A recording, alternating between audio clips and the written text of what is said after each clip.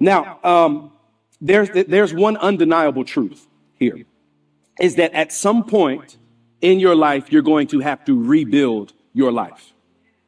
At some point, you're going to have to rebuild your life from the ruins of disappointment, from the rubble of despair, and from the hardship of destruction, right? It's going to come a time where you're going to have these significant challenges that are going to happen in your life, and you're going to have to pivot and make some decisions based upon your new reality. Does that make sense, friends? This happened to me when I was in high school. I was a high school baseball player. I thought I was going to the league, y'all. I thought I was going to the league. And then I had a lackluster senior year where I didn't do that well at the plate. And I found myself without a scholarship during a time that I thought I was going to step on the field during college. And listen, you may not be rebuilding your life after stepping off the baseball diamond, but maybe some of you are rebuilding it after a long and turbulent relationship. You know, you've tried to hold on to that relationship as long as you can. And whether it was a friendship or whether it was a romantic relationship, you realize that if you stayed any longer, it was going to become toxic for your health or your mental health. Does that make sense? And so maybe you're an empty nester. And some of you are trying to relearn your spouse after your kids have moved out. Maybe you're struggling as a first-time parent and you're trying to determine or figure out some new rhythms and routines. Maybe you got sick and you're trying to rebuild your life after a degenerative disease. It takes a different form and different shape for all of us. But at some point, we're all going to have to rebuild. And if you've ever been there before, I want to let you know that you're in a great place. We're so glad that you joined us today, because at Accelerate Church for the next few weeks and here at Fusion Church today, I'm going to give us some essential principles on how we can rebuild our lives. Give us some essential principles. Now, the reason that we're going to be working through the book of Nehemiah is because though this book is lesser known and lesser talked about, it has some significant weight. And what we'll see is the governor Nehemiah goes back and rebuilds the ancient walls of Jerusalem, and it gives us a key on how we can rebuild things of a different variety, whether that's your family, whether that's your relationships, your communities, or even your cities. Amen. And so look, I just need to know, can I be a seminary professor for 6 minutes and 50 seconds? Okay. Don't fall asleep on me. I just need to give you a little bit of context for this book. Okay. So you understand exactly where we're coming. Can I get a head nod, a head shake? Is that okay? All right. Accelerate Church, y'all too. I need to know. Cumberland County, head nod, head shake, even though I can't see you. All right, here we go. 6 minutes and 50 seconds. Now, the book of Nehemiah is an impactful one, but what you may not know is that during the time of Jesus, the books of Ezra and Nehemiah were actually one unified work. And so the backdrop of this was around 586 BC. There was a king named King Nebuchadnezzar. Somebody say Nebuchadnezzar. Oh, y'all did good with that. And so they had a king named Nebuchadnezzar, and he had just taken reign, and he went and invaded southern Israel, which was known as Judah. And this was a terrible time in Jewish history because he destroyed the temple, he burned the city, and he took many of the people and he deported them back to Babylon. So just imagine that you have an established life in one place. A conquering king comes over, strips you of your religious identity, takes away your life, and takes you to a foreign land. This was a hectic situation. But friends, you know what? You know why this happened?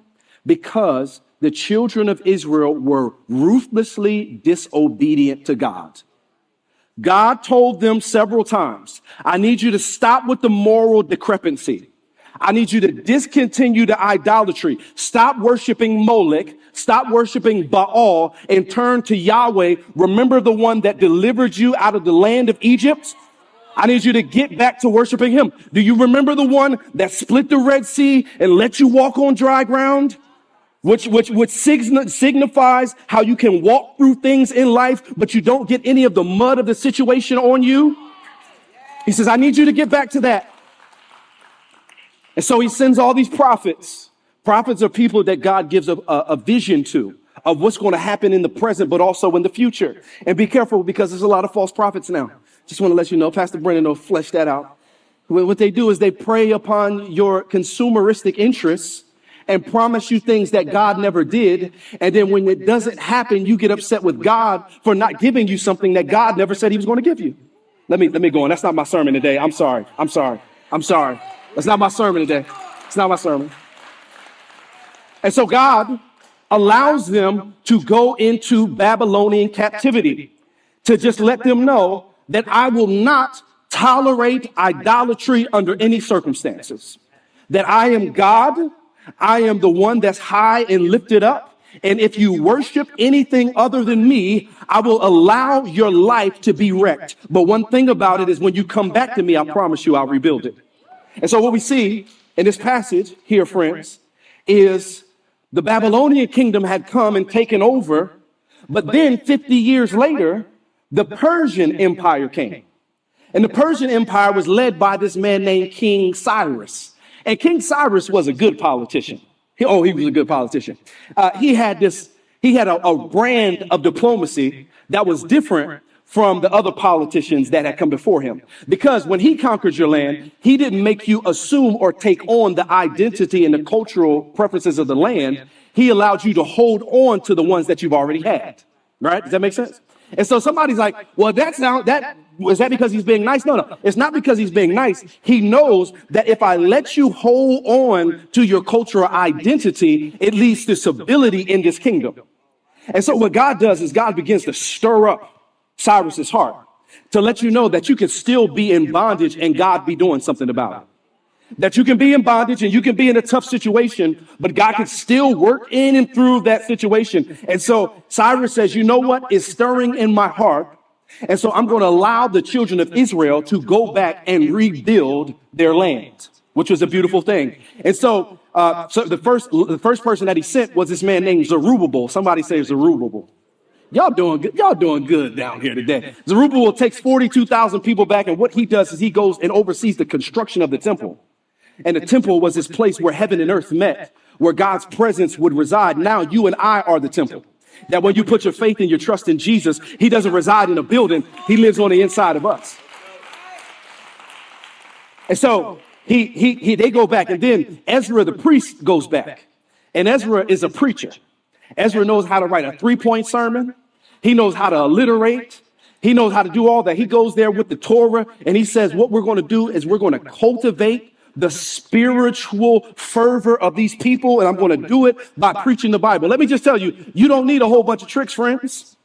You don't need a whole bunch of elaborate stuff when you have the scriptures, God's everlasting word that he has transmitted over time for you and I to hear. That's all you need some days. And so he goes and preaches, and then he sends Nehemiah afterwards. Somebody say Nehemiah.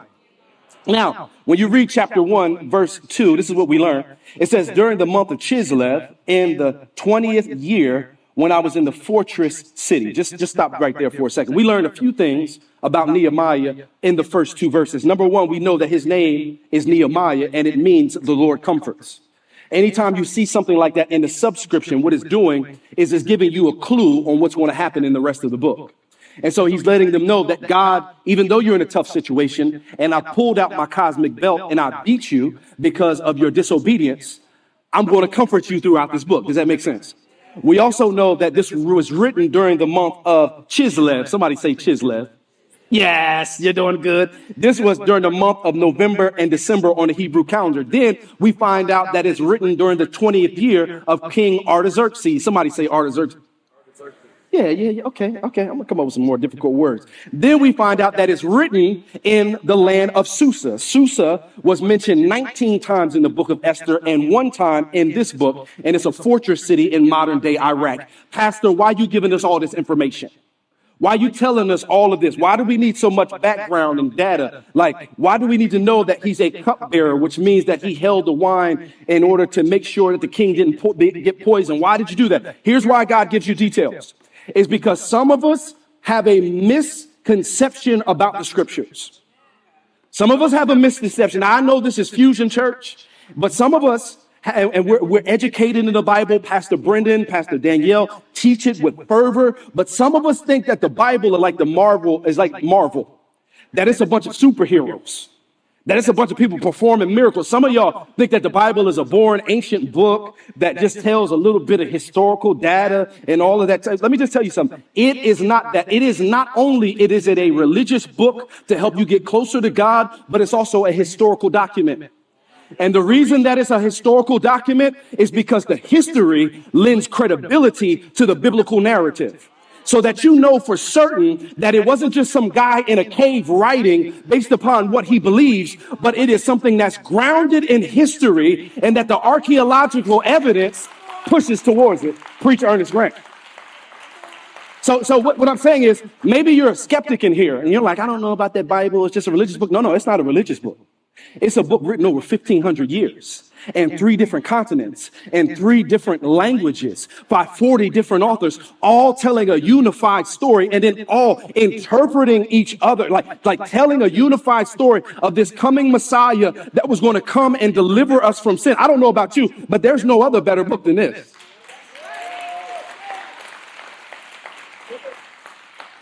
So what it's doing is it's helping you deal. The reason he's giving so much information is because it's helping you deal with some of the dilemmas that you have over the scripture. Here's another thing it's going to help you do. It's going to help you overcome your recency bias. You know what recency bias is? It's when you prefer what's happened recently over what's happened in the past. Right? Think about it like this. I'm into crypto. Anybody in crypto in here?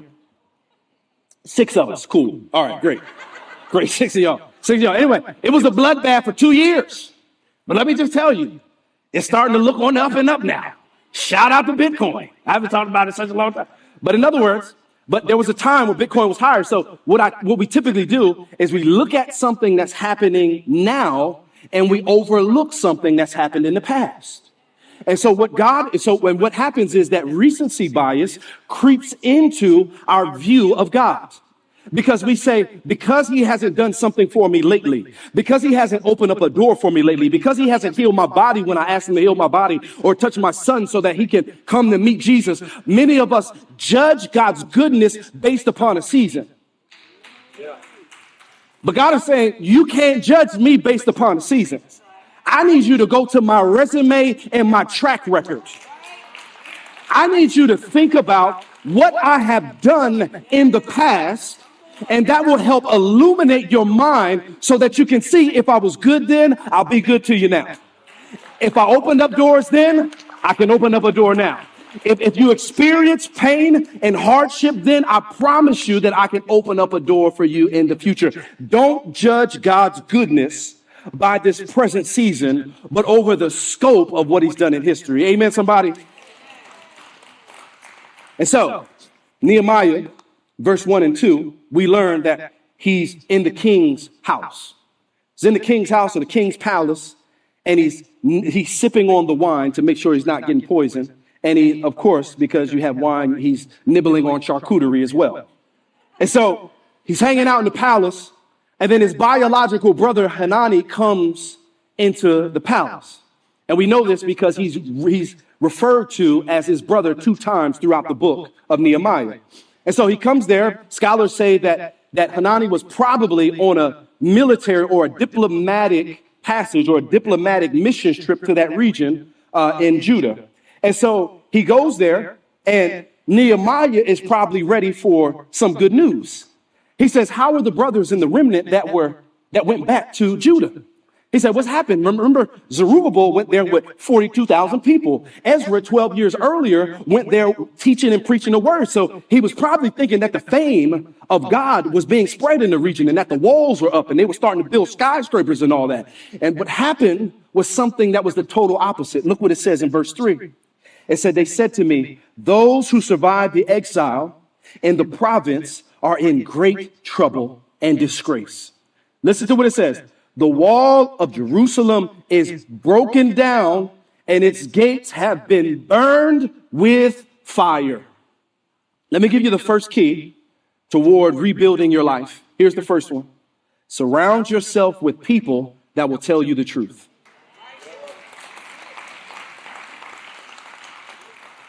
Get this, friends. One thing I admire about Hanani is that he was straightforward with the truth. He doesn't sugarcoat it. He doesn't hold back.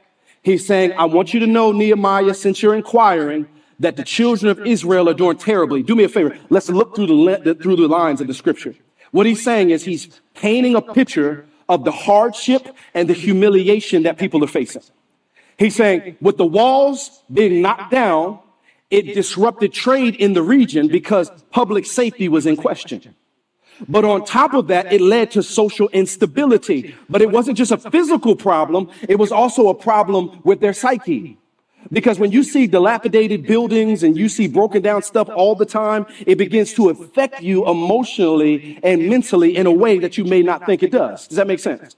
And so he's like, there's a physical component to this, but there's also a psychological component to this as well. And he's like, these people are in real danger. The reason that I love this so much is that if you are going to rebuild your life, you have to surround yourself with people that'll tell you the truth, but not brutal honesty people. Because I run into a lot of people that I just have to be brutally honest with you about it. No. You're supposed to communicate the truth in love. The Bible says to let your speech always be seasoned with Lowry's. It's seasoned with Lowry's. It's just a seasoning. Y'all know. Salt and pepper. Make sure you put some salt and pepper on your speech. He's saying we should always communicate. But here's the problem with people that want to be brutally honest is you want to be more brutal than honest. Preach, sir. It's that deep down, you're using the truth as a bat to be mean. Instead of saying the truth out of love, you're using it as a means to pummel other people. But Hanani he's not being brutally honest, but what he's doing is communicating, confronting truths without regard to how Nehemiah feels about it. Because he wants Nehemiah to know what's going on. Now, some of y'all are like, well, I don't mind. I don't mind receiving truth, Pastor, but I don't know about giving truth as much. Because last time I was truthful at my job, I got a performance improvement plan. And HR has been saying some weird stuff about me. Y'all can amen to that. You know that happened. Don't worry, your boss is in the room because everybody in this area comes to this church. Just don't look at your boss. At home, when you're honest, it starts fights. When it's with a romantic partner, some of us don't want to share because you're afraid to hurt their feelings. But listen, faithful are the wounds of a friend. And I would rather have a friend's wound than flattery from the lips that will ultimately lead to destruction. Here's what I'm saying. You need to use wisdom and you need to use caution, but you need people in your life that will tell you the truth. Why? Because they will help you frame reality.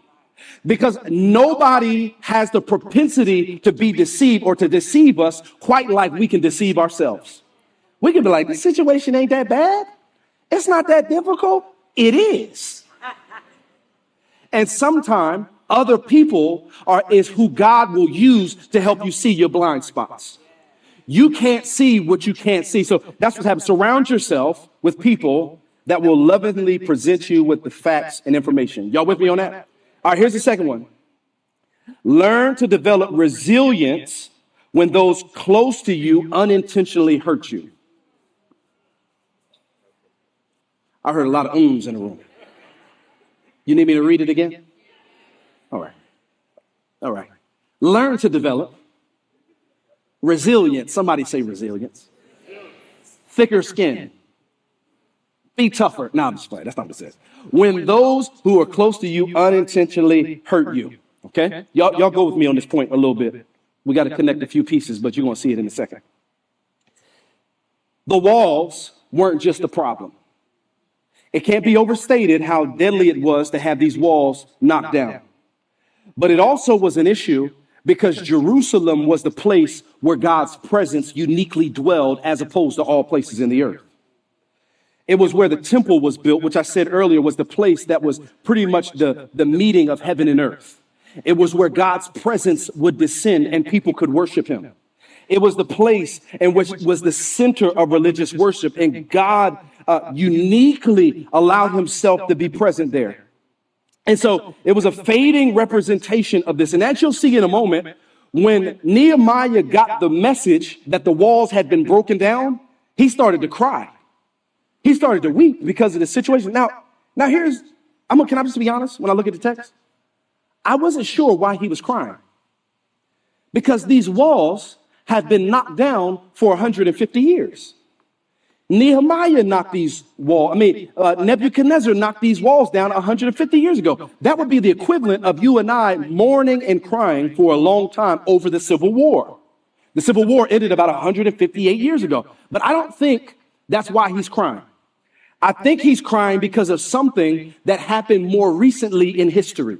In Ezra 4, verse 7 through 13, we learned that the children of Israel, this would have been like a decade or so previously, we learned that the children of Israel were rebuilding the walls, and then there was a king that came and knocked down the wall.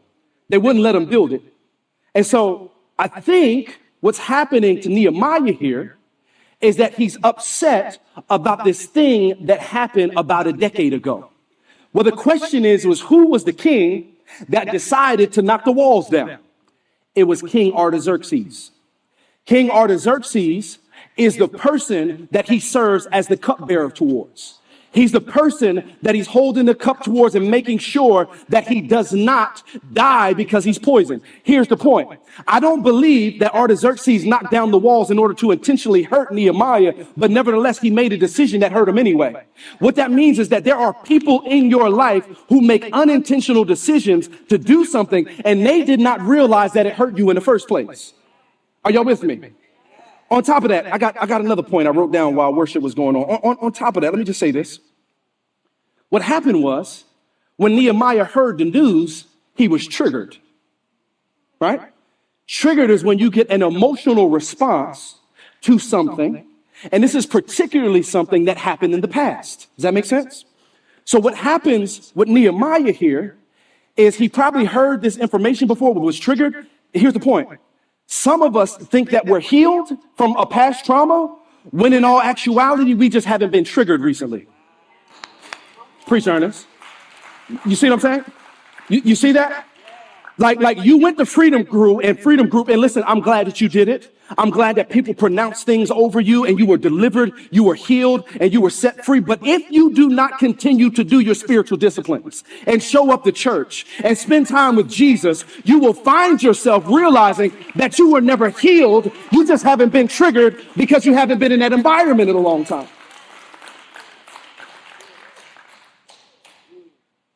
And so he goes on. So he's being triggered, or somebody unintentionally hurt him. Here's the problem. Some of us don't know how to let go of a grudge when somebody unintentionally hurts us.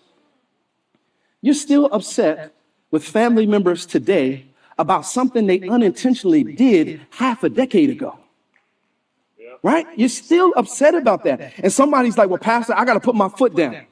I need to say something to them about it. I need to make sure that they know that I'm tough and you're not going to violate me. I've been going to my psychologist and my psychiatrist, and she told me about resilience building techniques and how I need to confront this and put my foot down. Careful. Because you can do all that, and which is a good thing. You can do all that and find yourself lonely because you cut people out of your life that God wanted you to heal the relationship with. But here's the thing. Why should you forgive? Because Jesus forgave you and I. Oh, yes, he did. He forgave you and I, friends. That it was our sins that drove Jesus to the cross.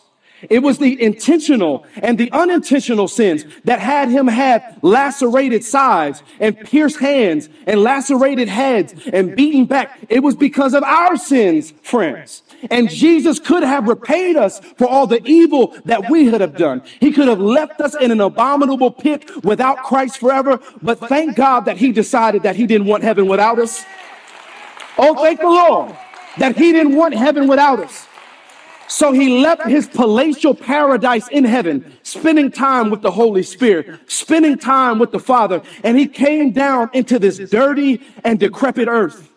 And on the cross, he had his sins from the past, the present, and the future poured out on Jesus.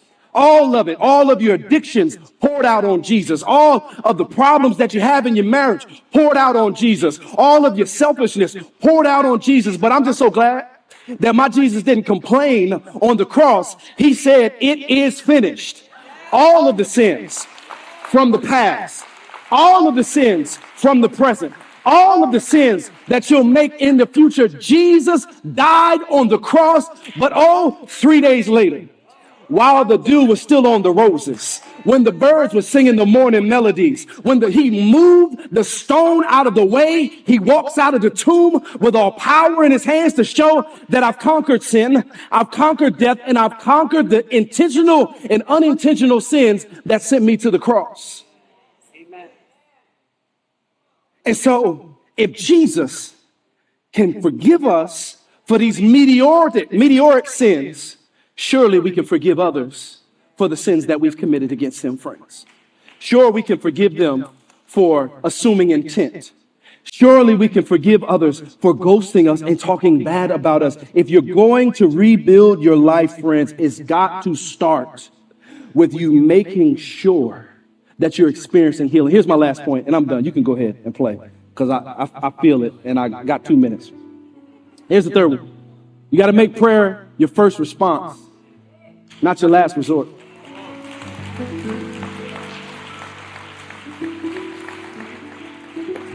Make it your first response. Prayer is how we invite God of the heavens to come down into history. God has provision for us to experience his power, but the switch that you have to flip in order to experience it is prayer. He wants to do something in your life, but you've got to pray. Now, somebody might be like, well, Pastor, I really don't know how to pray. He gives us the perfect kind of format here in this verse. And it's just these 4 things. It's acts: adoration, confession, thanksgiving, and supplication. That's what it is. And so let's look at the first one. Look what he says. Verse 5 and 6, he sits down. He says, he calls on the Lord God of heaven, the great and awesome God. You know what I love about this? He's got some big problems, but he doesn't rush into prayer with his demands. And some of us, when we go into prayer, we only see Jesus as a divine lever that we pull down to get what we want, rather than us humbly recognizing him for who he is. And so what he does in this passage, he says, the Lord God of heaven. The Lord God of heaven is not something that's mentioned in the Torah. It is actually a way that Persian dignitaries would engage a king. So what he's showing God in this verse is he's showing them honor and reverence, and he's reminding God of who he is. But much more than reminding him of who God is, he's reminding himself of who God is. Because when you remind yourself of who God is, it makes your problems look small in comparison. When you think about an eternal God that made the heavens and the earth, the sea, and all that's within them, it helps you see that he is infinite and my problems are finite. And surely if he can weave together the world, surely if he can make the land, and the sea, surely he can do something in your situation. So he starts with adoration. Then he goes to confession. He says, Lord, Ernest Grant translation. He says, Lord, all of this stuff has happened because of our disobedience. And what I'm going to do is I'm going to say about our behavior, showing solidarity with his people. I'm going to say about my behavior what you say about it. I won't say that idolatry is right, Lord, it's wrong. And so he confesses his sin to God, knowing that God is faithful and just to forgive us when we confess. And so I want to encourage you, when you come into God's presence, first thing you can do is you can show adoration, and then you can confess, Lord, I've gotten this wrong. I cut corners at my job. I talked to my friends in a way that I should not have. I've acted in a way that's ungodly towards you. And then the next thing he does is he expresses thanksgiving. He starts to communicate. He starts to, not verbatim, but he starts to talk about this covenant or agreement that God made with them in Deuteronomy 28 and 30. And there was a promise that if they obeyed, they would get God's blessing. But if they disobeyed, they will receive punishment for it. And so he was thankful that the only prerequisite for us to come back to God is that we repent. He said the only prerequisite, you don't have to burn no sage.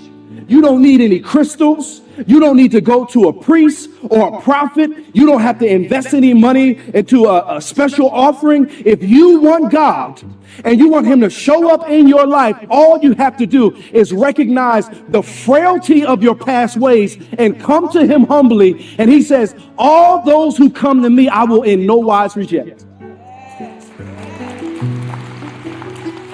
Then he finishes in 8 and 9. In verse 11. Then he starts with supplication. A lot of us start our prayers the other way around. We start with the things that we need, not realizing that you might need this, but your greater need is God. And he says, Lord, give me some success today. Give me success with this man. Somebody say this man. You know why I like that? Because God is being specific, because Nehemiah is being specific. He's saying, when does he need success? Today. Who does he need success with? This man, the king. What specifically is he asking for? Success, and however that manifests itself. The reason that some of our prayers seem like they fall on deaf ears is because we fail to be specific about what we really think we need from God. We fail. But you better say, Lord, I need this raise.